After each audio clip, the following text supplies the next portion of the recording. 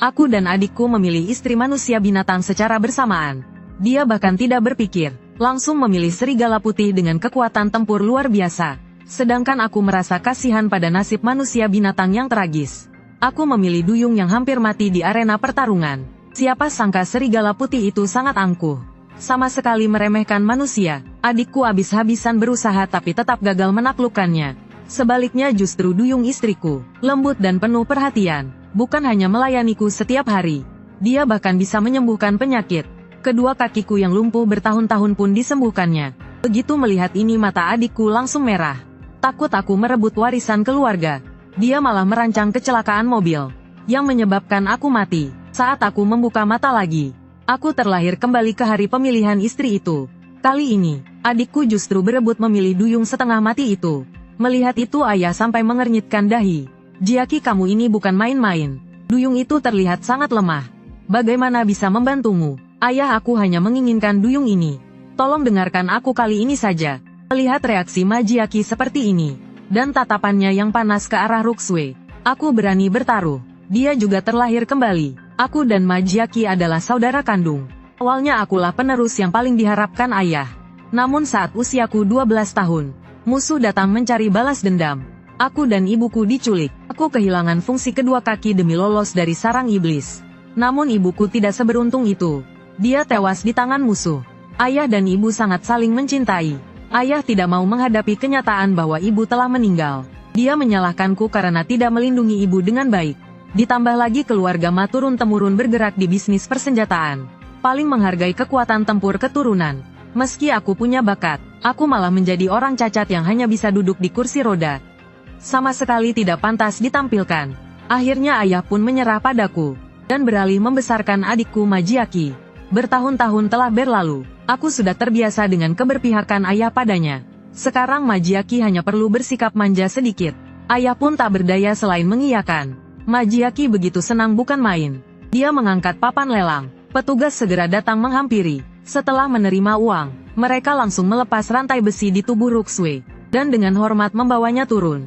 Saat ini Ruxue tampak begitu menyedihkan. Tak peduli tubuhnya penuh luka, dia langsung berlutut dan bersujud dalam kepada Majiaki. Tuan muda, namaku Ruxue. Terima kasih telah menyelamatkanku. Mulai sekarang aku pasti akan melayanimu dengan baik. Baik. Majiaki benar-benar dimanjakan sampai lupa diri. Dia langsung membantu Ruxue berdiri, dan memeluknya ke dalam pelukan. Cantik kecil, mulai sekarang kamu harus banyak membantuku. Aku sepenuhnya mengandalkanmu. Melihat pemandangan ini, aku tak bisa menahan senyum dingin. Adikku yang bodoh, duyung beracun ini, silakan kamu rawat sebagai harta karunmu. Kelembutan dan kepatuhannya hanyalah sandiwara. Sedangkan aku menunjuk ke arena pertarungan. Tubuhnya berlumuran darah, namun masih berdiri tegak serigala putih bernama Luosi. Aku memilih serigala putih ini. Bangsa serigala memiliki 5 indera paling tajam. Baru saja aku selesai bicara, tatapan dingin dan angkuhnya langsung menyapu ke arahku. Matanya dipenuhi kebencian. Itu adalah ketidakrelaan. Begitu Majiaki mendengar pilihanku, dia tertawa mengejek tanpa menutupinya. Kakakku yang baik, siapa yang tidak tahu bangsa serigala paling sombong dan sulit dijinakkan? Hanya denganmu yang duduk di kursi roda, bagaimana mungkin dia mau mendukungmu? Wajah ayah mengeras. Rautnya jelas menunjukkan ketidaksetujuan. Aku meletakkan kedua tangan di atas lutut. Benar, aku cacat. Aku adalah sampah keluarga Ma yang bisa diinjak siapa saja. Namun takdir memang seperti ini. Bukan berarti aku akan pasrah tanpa melawan.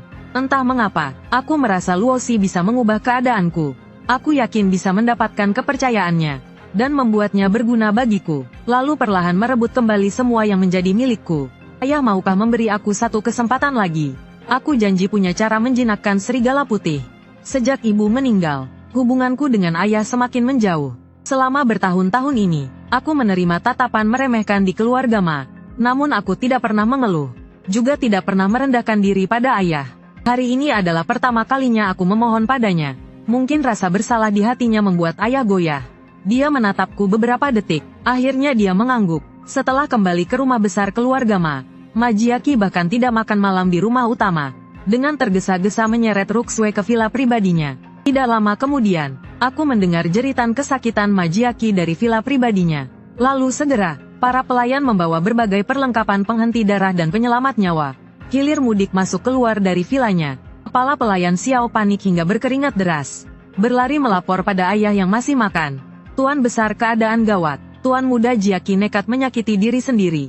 Perutnya sampai tertusuk parah. Apa? Ayah menghantam meja dan langsung berdiri. Melangkah cepat keluar. Baru beberapa langkah meninggalkan rumah utama. Dia melihat Ma Jiaki berjalan mendekat seolah tidak terjadi apa-apa. Ayah melihat tubuhnya berlumuran darah. Dengan cemas bertanya pada Jiaki. Kamu tidak apa-apa. Ayah, aku tidak apa-apa. Tadi hanya sekadar mencoba. Seberapa hebat sebenarnya kemampuan Ruxue? Tatapan ayah yang penuh penilaian mengarah pada Ruxue yang berdiri di samping Ma Jiaki. Barulah dia menjelaskan dengan lembut. Dia adalah putri duyung dari kaumnya. Putri duyung dengan kemampuan medis tertinggi di generasinya.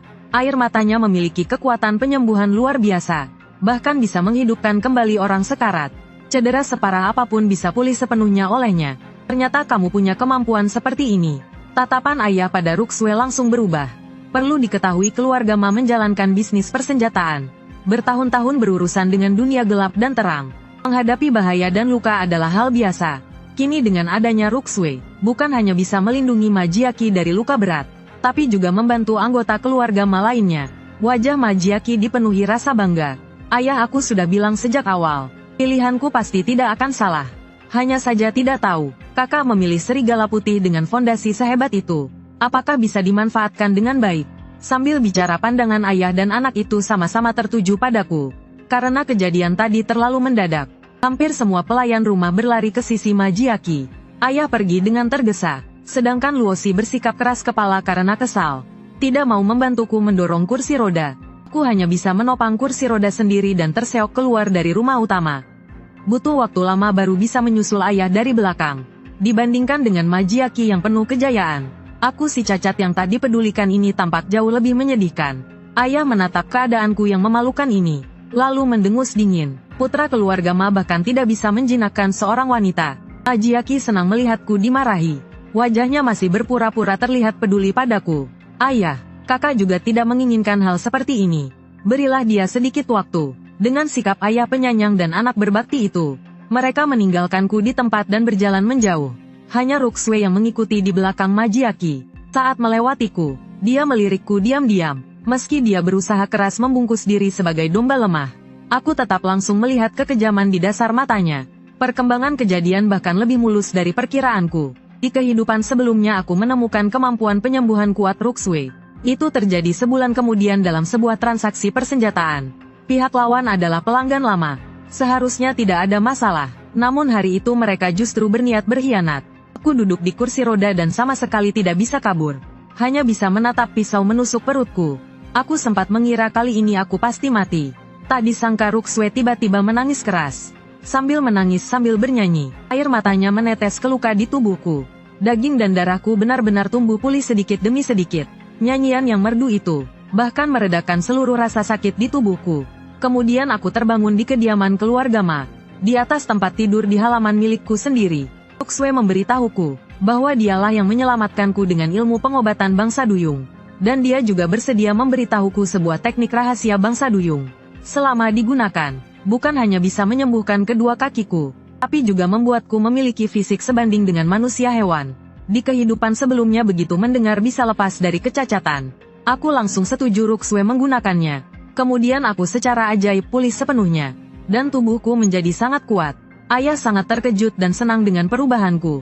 Ditambah aku memang cerdas, dan setelah berbagai manuver, sedikit demi sedikit aku merebut kembali kekuasaan yang selama bertahun-tahun direbut Ma Jiaki dariku. Namun semua jerih payahku akhirnya hancur di tangan Ruxue. Teknik rahasia yang katanya bisa membuat orang menjadi kuat itu sebenarnya hanyalah sebuah penipuan. Itu menukar darah, esensi dan nyawa.